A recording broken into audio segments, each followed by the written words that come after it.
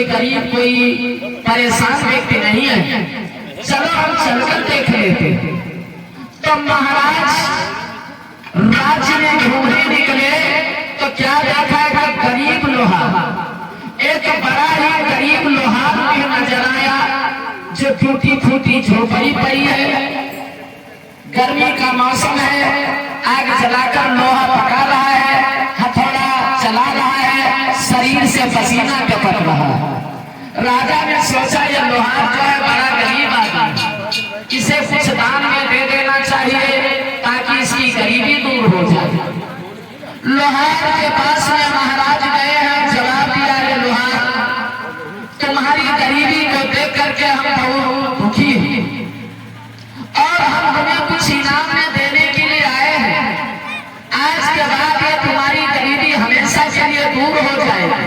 कहने लगा महाराज, अगर आप ऐसा कर देंगे तो जीवन भर आभारी रहेंगे, हमारी गरीबी दूर हो जाएगी, तो इससे बड़ा क्या हो सकता है एहसान।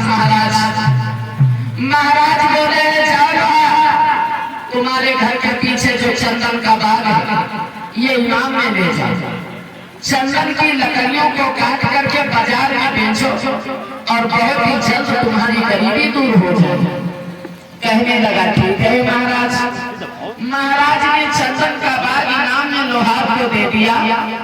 देने के बाद वापस आया, 5 साल बीते, लेकिन लोहार ने क्या किया, उन चंदन की लकड़ियों को काट कर बाजार में नहीं बेचा, कोयला बनाकर लोहा पकाता रहा और उसने कुछ नहीं किया। 5 साल तक लगभग ये करता रहा। जब एक एक चंदन का पेड़, एक एक लकड़ी खत्म हो गई, राजा ने सोच लिया ज्यादा दिन हो गए, चलो देखते हैं लोहार के पास हम चलते हैं, उसकी गरीबी दूर हो गई है। महाराज जब लोहार के घर के पास में आए हैं तो क्या देखा, अब उसकी हालत पहले से ज्यादा खराब है। पहले से ज्यादा खराब है तो राजा सोचने लगे इसका मतलब इसे मैंने जो चंदन का बाग इनाम में दिया था शायद इसने बेचा नहीं है, शायद इसने लकड़ियों को काटा नहीं है, इसीलिए इसकी गरीबी नहीं दूर हुई। राजा सोचने लगे लो एक बार बाग में भी टहल कर देख लेते हैं। बाग में गए हैं तो क्या देखा, एक भी चंदन की लकड़ी नहीं, एक भी पेड़ नहीं। लौट कर फिर लोहार के पास में आए, जवाब दिया रे लोहार, ये क्या है, ये क्या देख रहा हूँ, तुम्हारी गरीबी भी दूर नहीं हुई, एक चंदन की लकड़ी ना है, ये क्या है। जवाब दिया महाराज, बाग तो हम ही ने काटा, उन लकड़ियों को हम ही ने काटा, लेकिन काट कर जलाकर कोयला बनाकर जो लोहा से औजार बनाकर हम ग्राहकों को देते रहे और हमने कुछ नहीं किया। राजा ने सोचा इसका मतलब ये लोहार ये क्या जाने चंदन की लकड़ी क्या होती है, ये क्या जाने चंदन की कीमत क्या होती है, इसे नहीं पता। आज इसे नहीं बताएंगे तो भविष्य में फिर ये कभी आगे भूल कर सकता है। इससे पहले महाराज ने उसे बताना चाहा चंदन की लकड़ी की, कहा लोहार ऐसा करो, कोई बात नहीं, जब बताओ तुम्हारे घर में कोई चंदन की लकड़ी और पड़ी है। लोहार बोला महाराज देखना पड़ेगा। बोले जाओ देख करके आओ। झोपड़ी के अंदर गया है तो क्या देखा, एक भी चंदन की लकड़ी नहीं। बोला महाराज ये कोई चंदन की लकड़ी नहीं।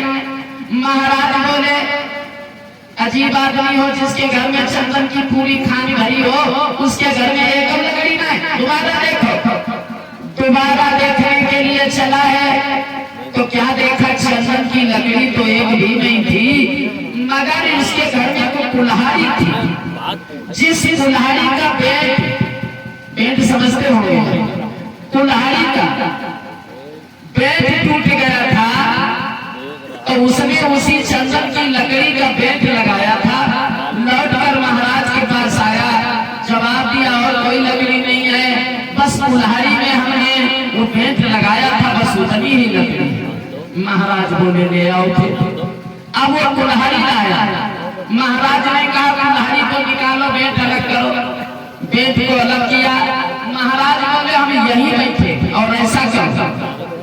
कुल्हाड़ी से जो बेट निकाला है, इसे ले जाकर के बाजार में बेचकर हमारे पास जल्दी से आओ। अब वो चंदन की लकड़ी जब बाजार में लोहार बेचने ले गया तो चंदन की लकड़ी के बदले में उसे काफी पैसा मिला। काफी पैसा मिला तो लौट कर आया, जवाब दिया महाराज उतनी लकड़ी से इतना पैसा मिला है। महाराज बोले जब बताओ, जब इतनी बड़ी लकड़ी से तुमको इतना पैसा मिला है और जहां हमने चंदन का पूरा बाग इनाम में दिया था, अगर पूरा बेच डालते तो कितनी जल्दी तुम्हारी गरीबी दूर हो जाती। एकदम से बोला महाराज मैं सोच नहीं पाई, महाराज मेरे से भूल हो गई, ऐसा करो महाराज अब किसे कुछ और इनाम में दे दो। महाराज बोले देखो ये उपहार बार बार नहीं मिलते, देने वाले ने दिया लेकिन देने वाले ने नहीं ले पाया तो देने वाले का कोई दोष नहीं है। उसी तरीके से महाराज की तरीके से बाबा साहब ने हमें संविधान दिया। संविधान के द्वारा हम चैन से जी न सके, बाबा साहब ने दिए गए अधिकारों के बारे में न समझ सके, अपने बच्चों को पढ़ा लिखा कर महान न बना सके, तो बाबा साहब का कोई दोष नहीं है। आज हमारा समाज अंधविश्वास और पाखंड में फंसा हुआ है।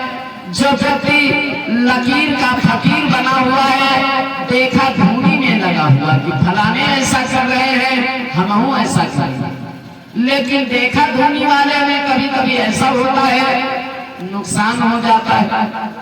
जैसे पेपर का समय चल रहा हो, हमारी सीट के आगे अगला व्यक्ति बैठा हुआ है, वो गलत लिख रहा है, हमें भी नहीं पता है वो सही लिख रहा है या गलत लिख रहा है, लेकिन उसने गलत लिखा, आपने भी नकल की, उसका भी गलत हुआ, तुम्हारा भी गलत हो गया।